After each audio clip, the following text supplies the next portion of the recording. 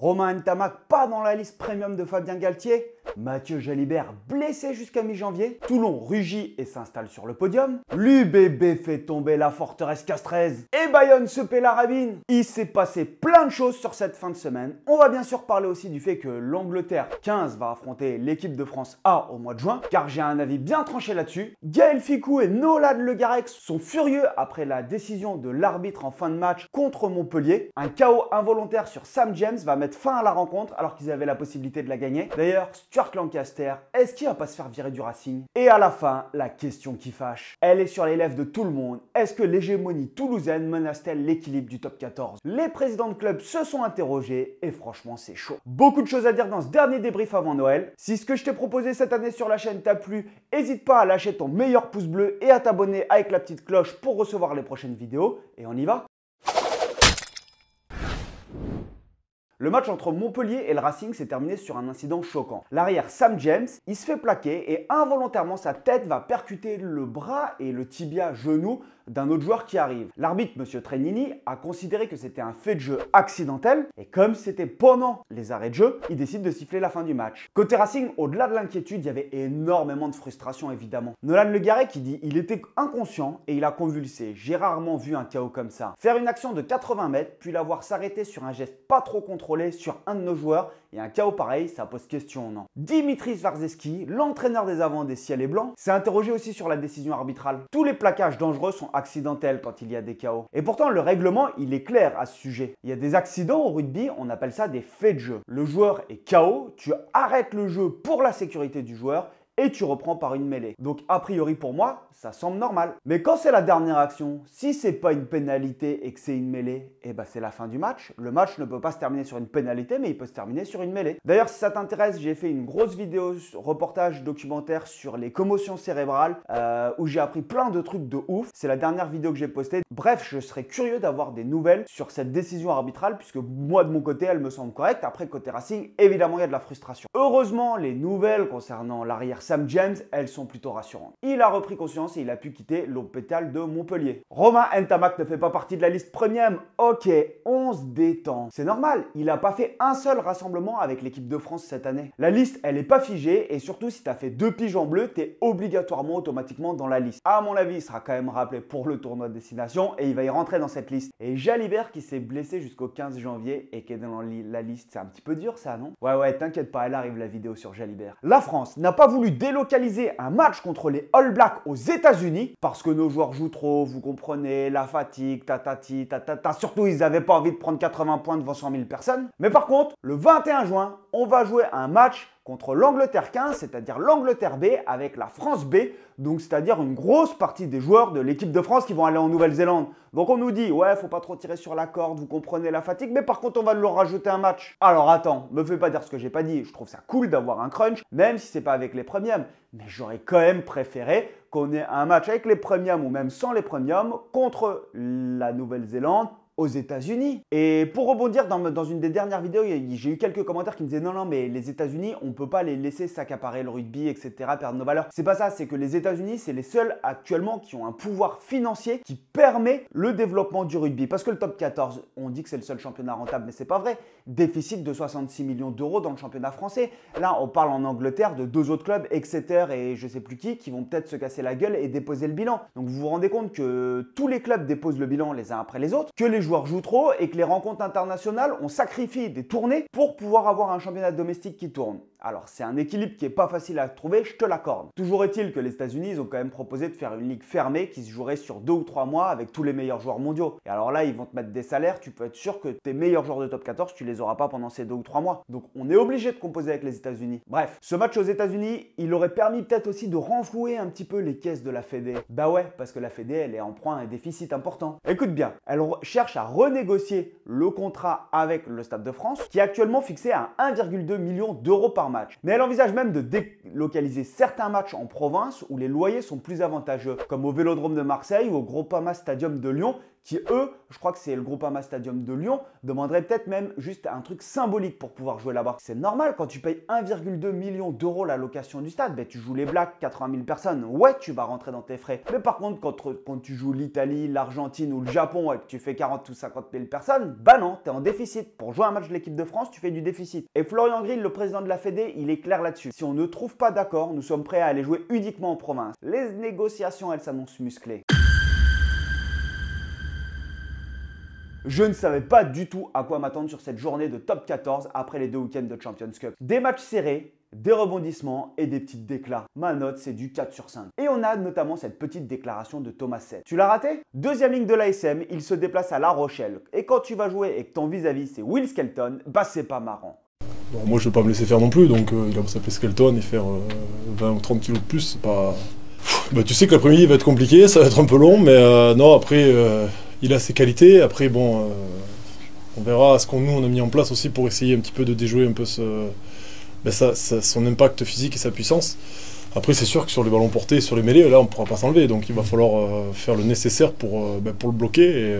Les deux se sont mis sur la tronche pendant tout l'après-midi. Moi, ça me fait plaisir de revoir des secondes lignes qui se remettent à faire les shows. Pour le classement, on a Bordeaux qui est en tête et Toulon qui s'installe sur le podium. Bayonne conforte sa place dans les 6. La mauvaise opération, elle est surtout pour Castres, le Racing et surtout Pau qui passe relégable. Du côté des MVP, je peux pas citer tous les joueurs évidemment, mais il y en a deux que je mets en priorité, c'est les ailiers de Toulon. On a Gaël Dréan sur une aile et Gabin Villiers sur l'autre aile qui te mettent un doublé chacun, pardon. Makala qui marque encore un essai avec Bayonne, le meilleur marqueur du championnat, et Paul Graou, c'est quand même vachement plus qu'une doublure d'Antoine Dupont. Il est passé pour moi dans la catégorie des joueurs exceptionnels. J'ai même envie de poser la question, est-ce qu'il serait pas invité sur des rassemblements du 15 de France? Ok, il est pas tout jeune, il a 27 ans, mais les prestations qu'il fait avec Toulouse, c'est quand même très fort, non? Et le dernier joueur que je vais mettre, c'est Tevita Tatafou, le 8 de l'UBB. Il est passé en mode démolisseur et il a fait un match sensationnel pour une victoire contre Castres.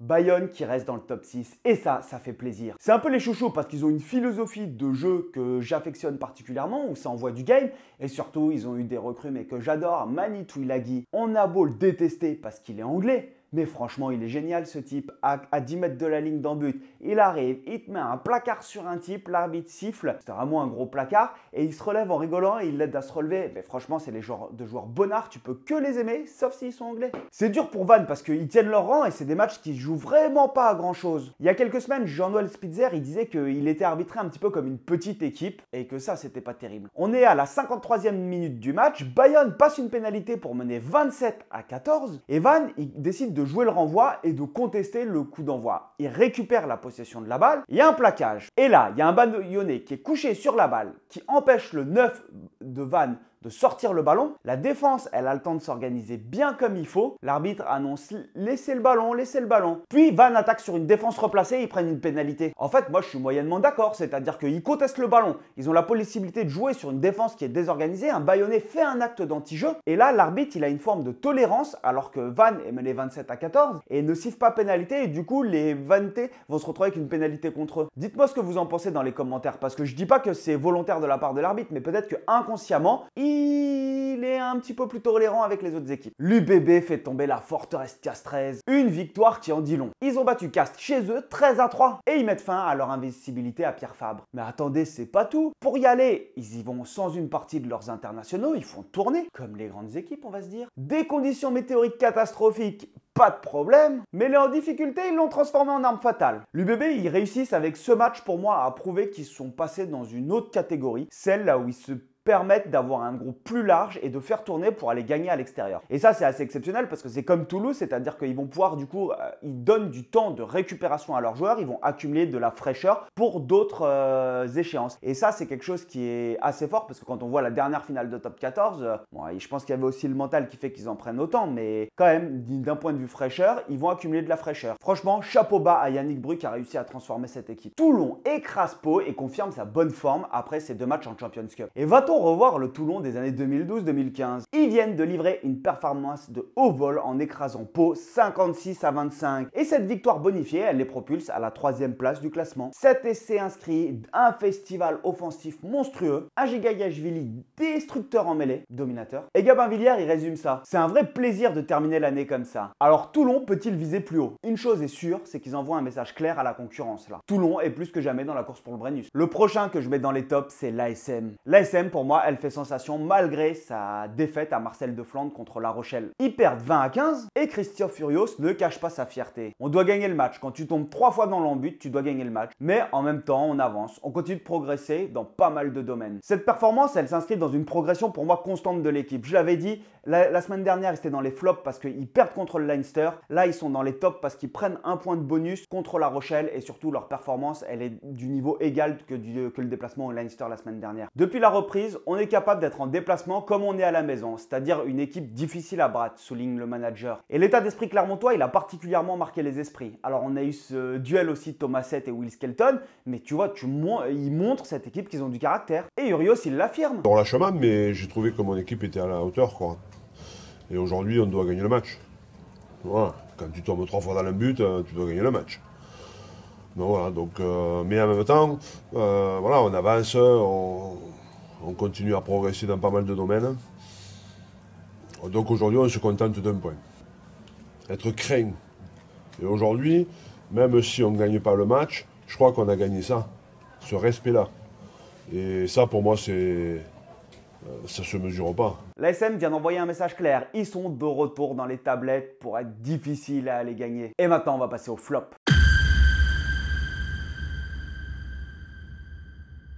Le Racing en tête des flops, ils sont à la 9e position. Ils ont pris le syndrome de l'indiscipline du Stade français, 3 cartons jaunes sur le match, 3. Ils ont plus le ballon que Montpellier, ils prennent moins de pénalités que Montpellier, ils plaquent moins, ils font 2 fois plus de passes, mais ils se font déboîter en mêlée. No scrum, no win. Dis-toi quand même qu'on est à la 55e minute et qu'ils ont pris 2 cartons jaunes, c'est Nolan Le Garec qui doit à 10 mètres de son embut faire un lancer en touche. Et le pire, c'est qu'il le réussit. Et à ce moment-là, tu te dis, ils peuvent pas le perdre ce match. Ton 9 vient de réussir un lancer en touche. Dégueulasse. Et à la fin, ils jouent à 15 contre 13 contre Montpellier, parce que Montpellier, attention, il s'est indiscipliné aussi. Et ils n'arrivent pas à scorer. Pourtant, tu vois la banane de Dimitri Zarziski, parce que les mecs, ils savent qu'à 15 contre 13, ils peuvent repasser devant. Et le match se termine sur un KO. Et oui, fait de jeu, ça arrive. Ils repartent avec un point quand même, mais c'est vachement loin de leurs ambitions. Stuart Lancaster, on en parle? Non, on va attendre la fin, la question qui fâche. Le Loup est forcément dans les flops. Même si tu as Karim Ghezal qui vient d'arriver, ça aurait fait... Franchement, ils auraient été dans les tops s'ils gagnent le match. Mais là, ils te font un match nul. Et c'est assez perturbant parce qu'ils ont la possibilité de le gagner ce match. Mais non, ils passent à côté. Et ils laissent passer une victoire qui pour moi semblait acquise. Ils jouaient contre Toulouse version B,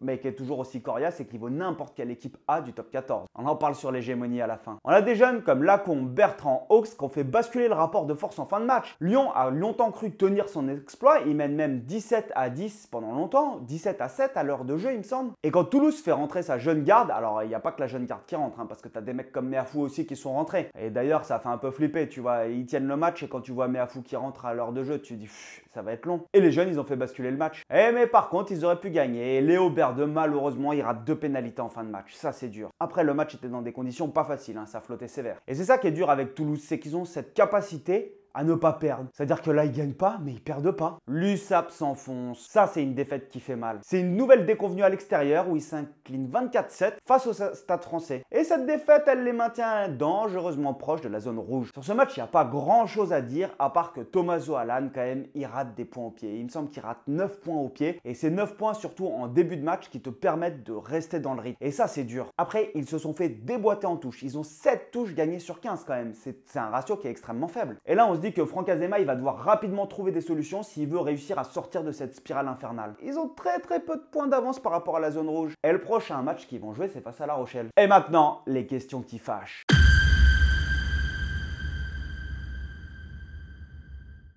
depuis plusieurs années, le Stade Toulousain règne sur le rugby français. Depuis 2019, ils ont 4 boucliers de Brennus sur 5. Et cette domination excessive, elle suscite des vifs débats en ce moment au sein de tous les présidents de clubs. On a eu une réunion avec 30 présidents de Top 14 et Pro D2 à Lyon et qui a mis en lumière ces tensions qui sont grandissantes. Et notamment ce fameux salary cap. Et si le salary cap était à la fois le ciment et la fissure du rugby professionnel. Aujourd'hui, il est fixé à 10,7 millions d'euros. En revanche, pour chaque international français que tu as, la Fédé t'octroie un crédit supplémentaire de 180 000 euros. Donc, quand tu t'appelles le Stade Toulousain et que tu as 12 internationaux français dans ton équipe, ça rehausse quand même vachement. Et donc, le Stade Toulousain se retrouve avec une masse salariale à 13 millions d'euros, ce qui est environ 30% de plus que tous les autres pensionnaires de Top 14. Et donc, il y en a certains qui considèrent que c'est un avantage considérable par rapport aux autres clubs. Et évidemment, si tu as 30% de budget en plus, ça veut dire que tu peux te permettre de prendre des joueurs de meilleure qualité. Et donc, certains qualifient cela d'injuste. Par exemple, Jackie Lorenzetti, le président du Racing 92, dit qu'on devrait plafonner le nombre d'internationaux à 6 par équipe. Cette mesure suffira-t-elle à freiner l'élan du Stade Toulousain? C'est une domination écrasante, mais en même temps un modèle à copier. Mohamed Altrad, le président de Montpellier, il n'a pas mâché ses mots. Le sens propre du sport disparaît si l'on sait d'avance qui va gagner. Avec un budget 2 fois supérieur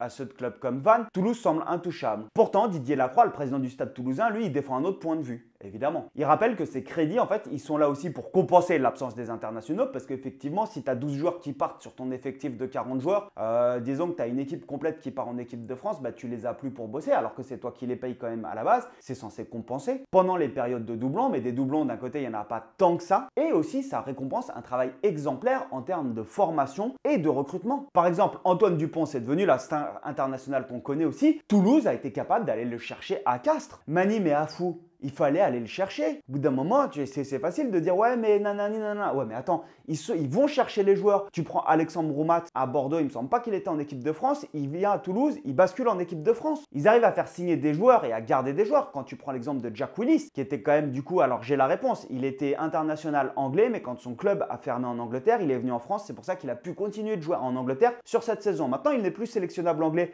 mais il reste joué à Toulouse. En termes de formation, ce qu'ils ont fait, c'est juste extraordinaire. En fait, ils gagnent des titres année sur année. Leurs espoirs, ils sont quasiment champions tous les ans là en ce moment. Mais la question qui se pose, c'est est-ce qu'on a un championnat qui est en péril? Cette hégémonie toulousaine, est-ce que c'est une menace ou est-ce que c'est une bénédiction pour le top 14? Alors, il y a certains présidents qui pensent aussi que cette hégémonie, quand tu sais qui va gagner, bah, en fait, ça lasse un petit peu le spectateur. Didier Lacroix, il renverse totalement la question. Et c'est ce qu'il dit et il a raison parce qu'il faut se mettre à la place de tout le monde. Est-ce qu'il faut pénaliser les clubs qui réussissent grâce à une vision gestionnaire ou pousser les autres à élever leur niveau? Parce que c'est vrai que quand tu sais que Toulouse qui va jouer contre Vannes, tu t'imagines pas que Vannes va aller gagner à l'extérieur. Inspiré de la NBA, une solution pourrait être une redistribution plus égalitaire des droits TV, afin de renforcer un peu la compétitivité entre clubs. Parce que c'est vrai que Toulouse, il joue quasiment tout le temps en prime le dimanche soir. Rien n'a encore été décidé, mais les prochains mois, à mon avis, ils s'annoncent déterminants. L'autre question qui fâche et qui sera plus courte pour clôturer cette vidéo, c'est est-ce que Stuart Lancaster, il peut rester au Racing à votre avis? Parce qu'à part son fils, on n'a pas l'impression qu'il a amené grand chose au niveau du jeu. Les recrutements, quand tu regardes un Tuisova, ben, je suis désolé, il n'est pas aussi efficace qu'il devrait l'être. Et Owen Farrell, en fait, je suis un petit peu plus partagé. C'est-à-dire que je me disais au début, ouais, bah en fait, non, c'est pas une bonne recrue, Owen Farrell. Et en regardant ses stats, Owen Farrell, quand même, il a disputé 8 matchs avec le Racing. Et sur les 8 matchs, il en a gagné 6. Donc, ça veut dire qu'il a une forme quand même de reconnaissance où l'équipe ils sont à 75% de victoire quand il est là. Mais c'est assez compliqué pour lui parce que le Racing, avec les ambitions qu'ils ont, c'est pas normal. Alors ils n'ont pas été aidés aussi avec la délocalisation de ces matchs à Créteil parce qu'ils sont allés jouer quand même dans un bourbier à Créteil alors qu'ils ont la MM Arena. La question c'est est-ce que ça va prendre et combien de temps Jackie Lorenzetti et Laurent Travers vont lui laisser la main libre? Parce qu'au bout d'un moment, si tu le vires, bah, tu as d'autres entraîneurs que tu peux prendre ou tu peux confier les rênes à Dimitri Zarzeski et Michalak. Mais je pense que ouais, le Racing a besoin de retrouver cette identité un petit peu plus forte, tout commencer à gagner quoi. J'espère que cette vidéo elle t'a plu. Si c'est le cas, n'hésite pas à me lâcher ton meilleur pouce bleu à faire tourner. Et puis on se revoit pendant les fêtes. Topette l'ami!